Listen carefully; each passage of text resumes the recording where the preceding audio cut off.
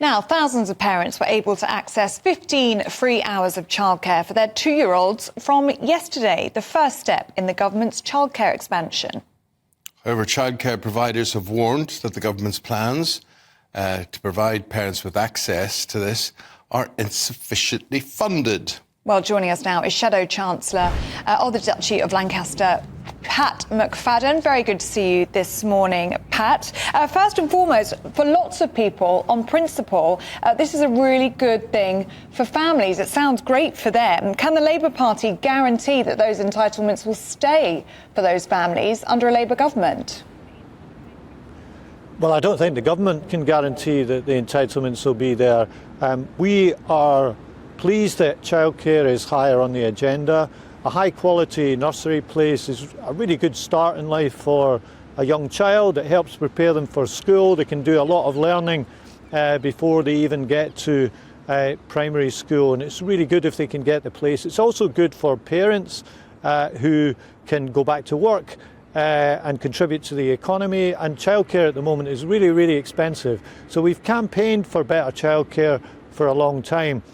But we have a concern that the entitlements that the government's putting in place are not matched by the availability of places. And that's a concern shared with a lot of childcare providers. So what we want to make sure is that entitlements are matched by availability of places. I don't think the government can guarantee that at the moment. And that's why we've asked Sir David Bell, the former Chief Inspector of Ofsted, to review this to make sure that the places are available. Wanted to ask you about Scotland's Hate Crime and Public Order Act, which has come into force. You may have seen J.K. Rowling, the Harry Potter author. She has challenged Scottish police to arrest her over her views on transgender issues. Now, Number 10 have come out and backed J.K. Rowling, saying it's important for free speech. What do you make of this new law? And is J.K. Rowling right to tweet in the way that she does? Well, I don't think she should be arrested. That's pretty clear. And you know, we are not planning to create new crimes in this area. We want proper enforcement of the anti-hate crime laws that are there and make sure that the right penalties are in place to protect people. We're not planning to legislate for new crimes in this area, and I don't think J.K. Rowling should be arrested.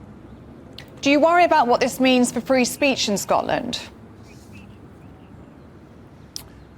Well, it's a law passed by the Scottish Parliament. I thought it was slightly strange that they didn't include women in the law. They've included a number of other categories, but I haven't followed all the details of it. But at first glance, that seems like something that should be addressed. Wanted to ask you about the 20 Lancashire councillors who've resigned their Labour memberships in protest over the party's leadership. These are councillors who sit on Pendle Borough Council, Nelson Town Council or Briarfield Town Council. They all claim that Sir Keir Starmer's leadership no longer reflects their views. They say they will now serve as independents. Now, this mass resignation is believed to be the largest defection under Sir Keir's leadership so far. You've got a real problem on your hands here, haven't you, in an election year? No, I think we're doing quite well. I'm certainly not complacent, but my focus is on the 2,000 plus Labour candidates that will be standing in the local elections in a few weeks' time, and all our Labour mayoral candidates that are standing around the country. And every vote cast for them is a vote that brings us a bit closer to getting rid of the Tories when that general election comes, as well as getting good Labour councils elected on the 2nd of May. So, look, I always regret if someone leaves, but the truth is we've made enormous progress under Keir Starmer's leadership. Where we are today compared to where we were 4 years ago when we had a really bad election defeat and we were at a very low ebb. Now, as I say, we've still got work to do. We've got a big mountain to climb at the general election, but we are back on the pitch in a competitive way that a lot of people wouldn't have predicted when Keir Starmer took over 4 years ago.